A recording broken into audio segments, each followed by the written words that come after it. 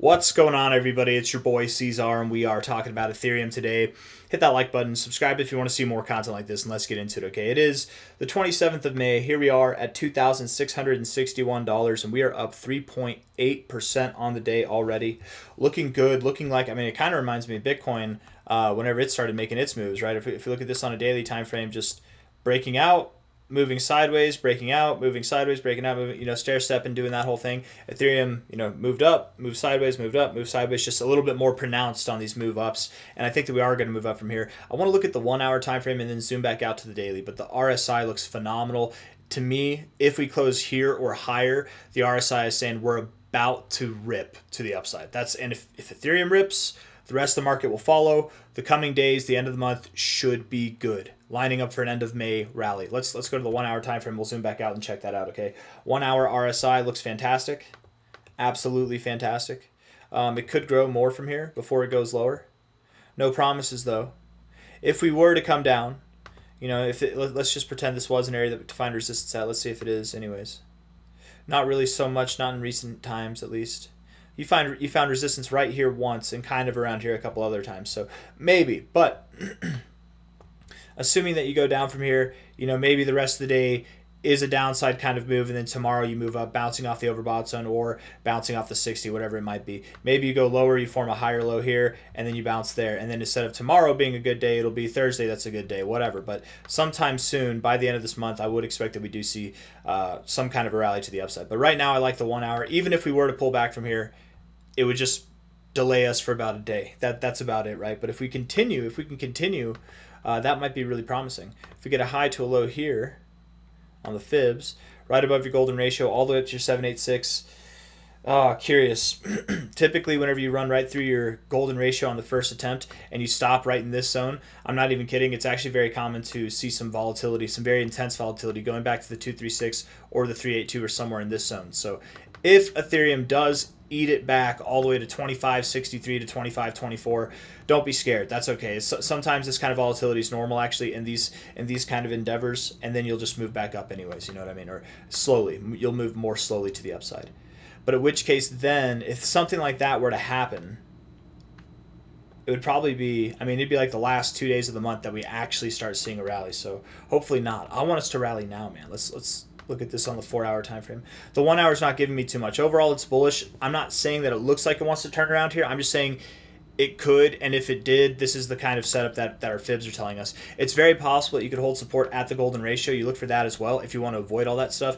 2,627 is the area to hold. If we go below there, I would at least expect the 382 to come about, which is 25.63, okay? And I don't expect it to happen in like 1 hour. It would happen over hours to come, probably bleeding into tomorrow if we were to go below the golden ratio at $2,627, which hopefully we don't. If we pull back here, this is very common behavior when building higher. Rather immediately too, I might add. So if we can build higher, if we can see prices that are like $2,800, something like that, our primary target zone here, we would ultimately be breaking out of this overall consolidation phase, and that would likely trigger another move, much like what we saw here on the 7th of May. And that was on a Wednesday, so maybe tomorrow is the day. I don't know. Tomorrow's a Wednesday. So if we're looking at this, maybe I should take the overall high to low. Let's do that real quick. Overall high here in the range to the low. I do like this. I do think you look constructive, but finding resistance at the 886 is pretty damn common. Oftentimes what you'll do there is you'll either pull back to the 786 and move up to the 69 and then move up, or the golden ratio and move up. And any of those kind of movements down, that agrees with the idea on the 1 hour time frame. So not financial advice, not a financial advisor. It is looking like tomorrow might not be the day for us to move up. We might still consolidate for another day or so, and then Thursday we'll be moving up is my kind of expectation at the moment.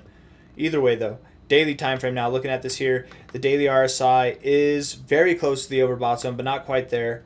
Tomorrow might be a bit of a neutral day and get us a little bit closer, and then Thursday, Friday, Saturday, Sunday, whatever, we start to rip, and we go ultimately end of month into the month of June, starting June off on a good note. I think that we will come back up into this overbought zone here, and likely, let's see, how high is that? It's all the way to 92. Likely we will form some kind of bearish divergence. That'd be my expectation. But we've already had bearish divergence. That's the thing, right? If we go back in time here, if we look at this, we pretend like time hasn't happened yet. If we're looking at this here, if it would load, There we go. We've got a lower high right here. And that's a higher high there. That is bearish divergence. You wouldn't say it's not. So if that's bearish divergence, all we have to do really is break these highs, and I think that we will. So if we break above this high, even if we're below this high, even if this high is higher than this high, ultimately this high is still going to be above this high. It's still going to potentially even be above this high. We'll be breaking out of this trend. It won't be bearish divergence. It'll just seem like it, and that might be a case in point for the bears to lean on when we're at our next area, thinking that the price is going to go back here, just like they did with Bitcoin. It was the same thing with Bitcoin, but instead we'll just move sideways and then we'll move up, right? So and those consolidation phases for Bitcoin lasted about 2 weeks to 10 days, something like that.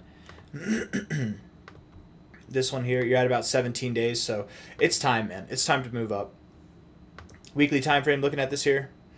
And whenever I say it's time, whether that's today, tomorrow, or the next day, sometime soon between today, Tuesday, and Thursday, we are going to move up. We're going to be breaking out of this range, and where we go, we're going to figure that out next. Where we're going to go from a high to a low, the expectation would be that this next move, this next phase up, probably takes you to your 786, 886 area at 3250 to 3630. It's very possible, and a lot of cryptos have been doing this recently, where you go above your 886 to the 100 zone here. So something between 4,100 to 3,600 might be where you go ultimately.